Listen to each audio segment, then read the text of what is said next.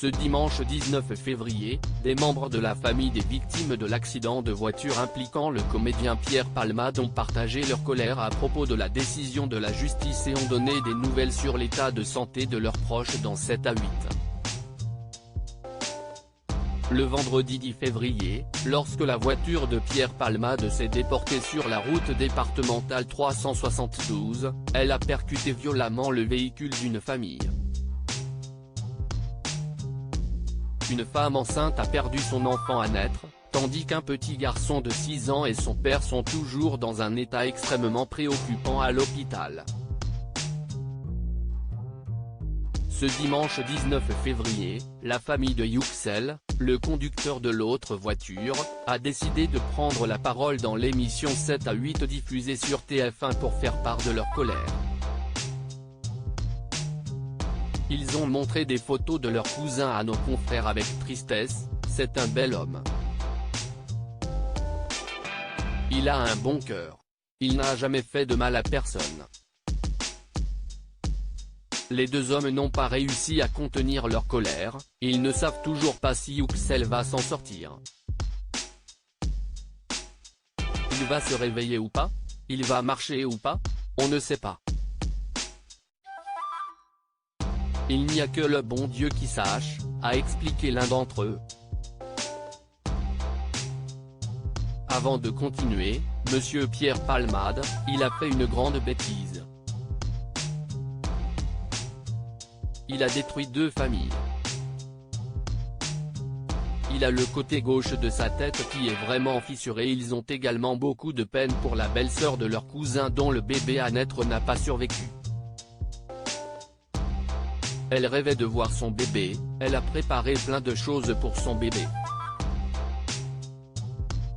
Pour une femme, quand elle va avoir un bébé, c'est le paradis pour elle. Et là, il l'a mise en enfer, a affirmé l'un d'eux avec tristesse. L'un des frères de Yüksel et son fils ont accepté de se confier à leur tour aux caméras de l'émission tout en restant anonymes. Ils ont donné des nouvelles du petit garçon de 6 ans qui est toujours dans un état grave.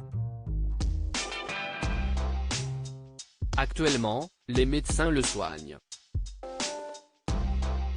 Ils ont juste dit qu'il y avait 2 taches sur le cerveau. On m'a dit qu'il fallait attendre pour savoir quelles seraient les séquelles. Son fils a donné à son tour quelques précisions. Il a le côté gauche de sa tête qui est vraiment fissuré. La peau qui est vraiment déchirée. On lui a parlé un peu, il répondait, il bougeait sa main, ses pieds. Il ne pouvait pas faire de phrase ou un truc assez long. Il avait très mal à la mâchoire. Il faisait des gestes des fois quand il avait trop mal, a-t-il confié à nos confrères.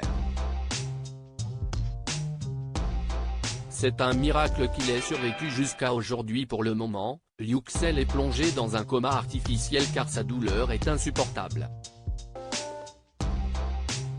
Quand il a été opéré après l'accident, il avait des trous dans l'aorte, ses organes étaient déplacés. Il avait les 2 jambes cassées, les 2 bras, le corps entier était cassé.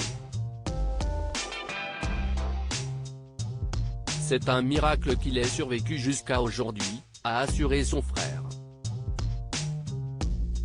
Les cousins du père de famille dans un état critique ont fait part de leurs attentes à propos d'une décision ferme de la justice française.